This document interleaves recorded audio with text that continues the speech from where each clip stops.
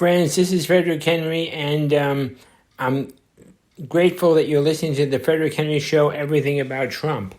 And today we know that the president, with the assistance of the Attorney General Attorney General Barr, signed an executive order declaring that Twitter was no longer to be regarded as a public forum exempt from regulatory and other actions, suits, and the like more, based upon the comments of their participants, a protection that Twitter and Facebook, by the way, enjoyed, which other newspapers, radio programs, even low-power radio stations with a distance of 2 and 3 miles, they did not have that exemption.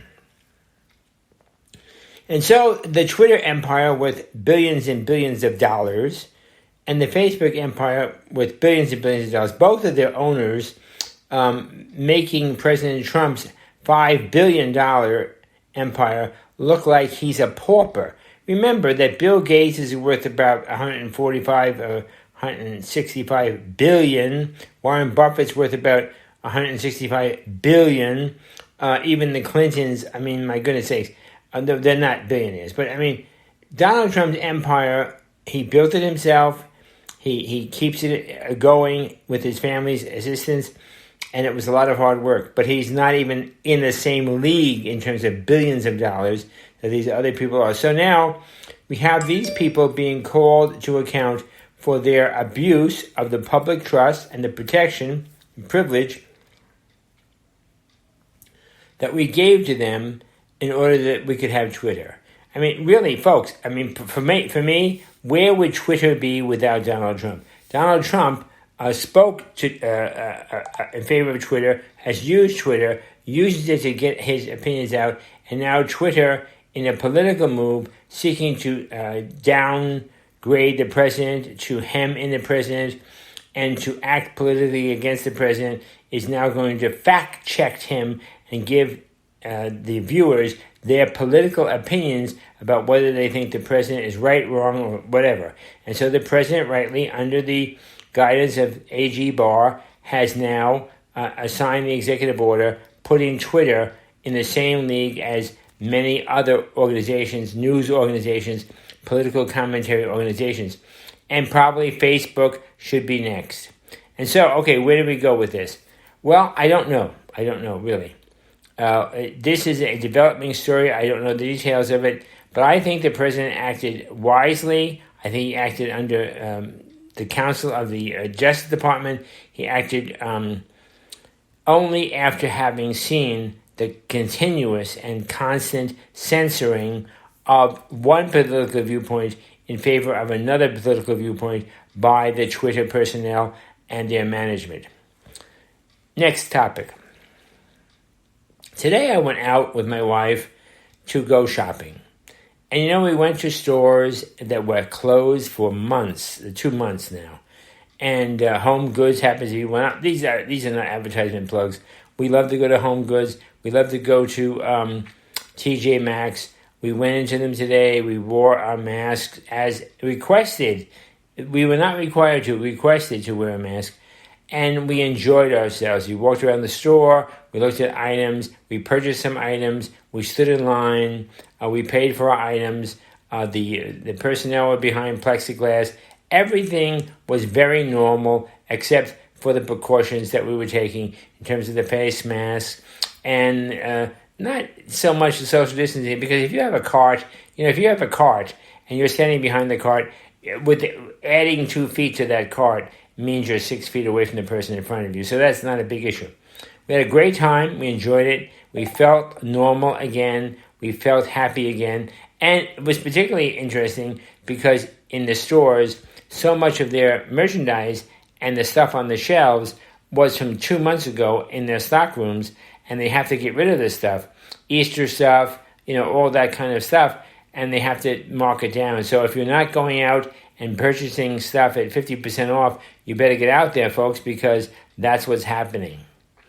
We also went to the grocery store, and we went into the paper towel aisle and the toilet paper aisle, and we were absolutely flabbergasted because in previous weeks we've gone to the grocery store and been able to get toilet paper and paper towels, but for some oddball reason, there is very little toilet paper and very little paper towels in our area at this time, which we do not understand. It confuses us, but anyway, whatever is going on, we were only able to purchase one roll of toilet paper and one roll of paper towel, as strange as it is. However, we were able to purchase four bottles of hand sanitizers. And the reason is because many of the distilleries which make alcohol of 60, 70, 80, 90, 100% alcohol, 190% alcohol, whatever it is going to be, have taken one of these production lines and turned it into a producer of hand sanitizer. So hand sanitizer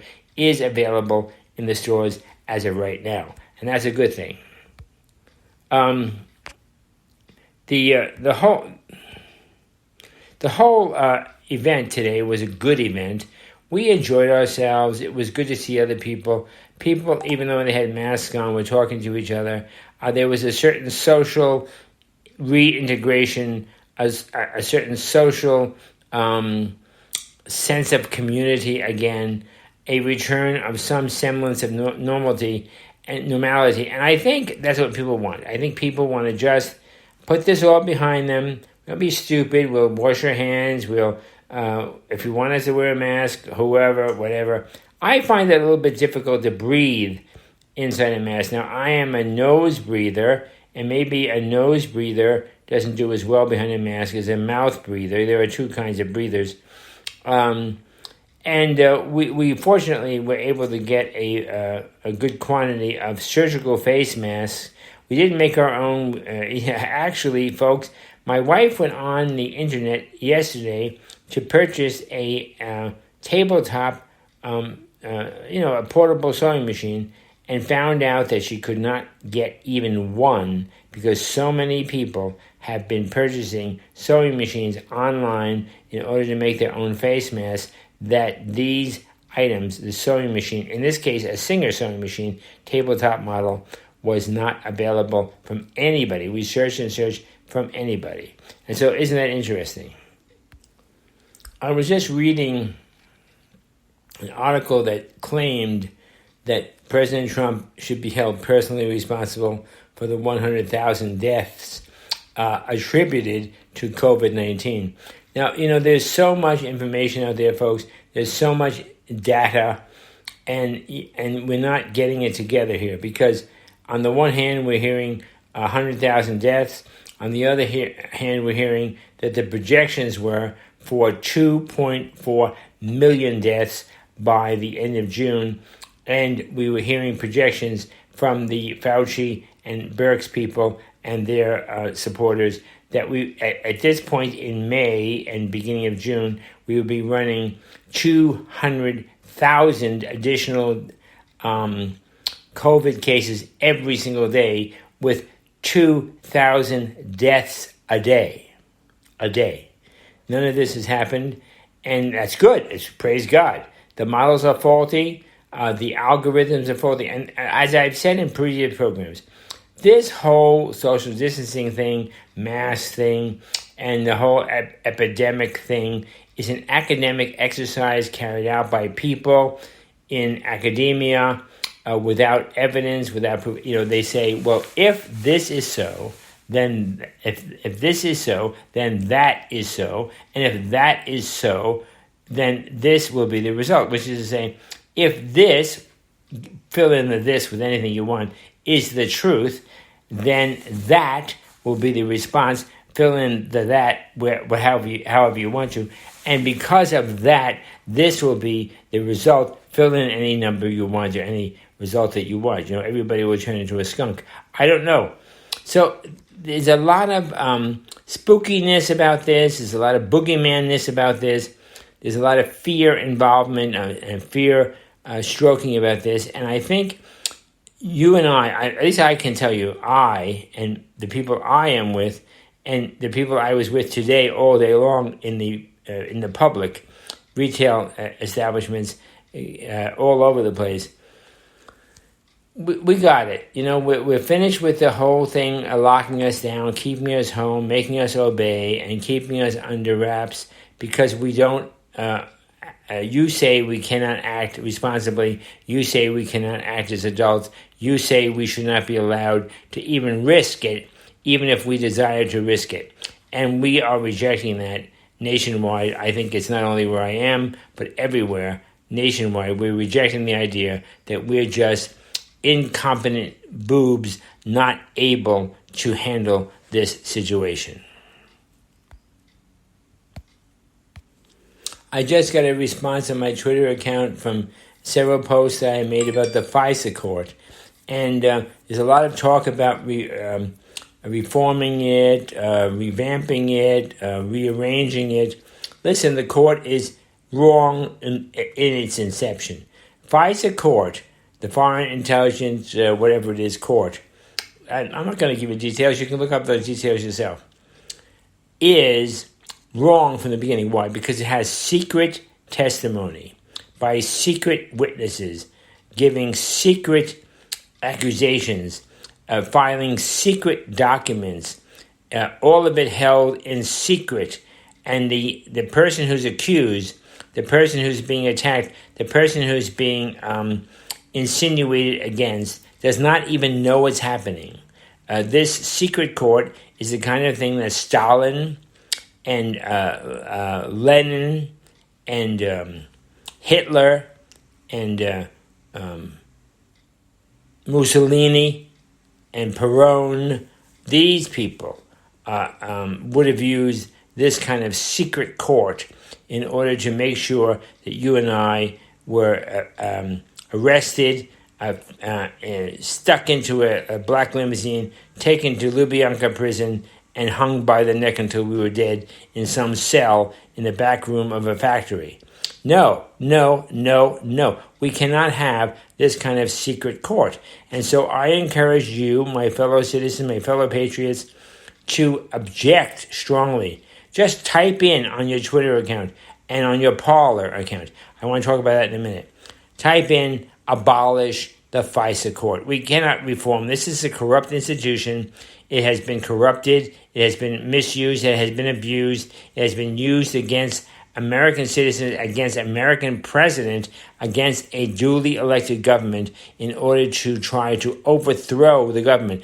Whether the justices intended to do that, the net result of what they did do was to attempt to overthrow the government in the United States of America by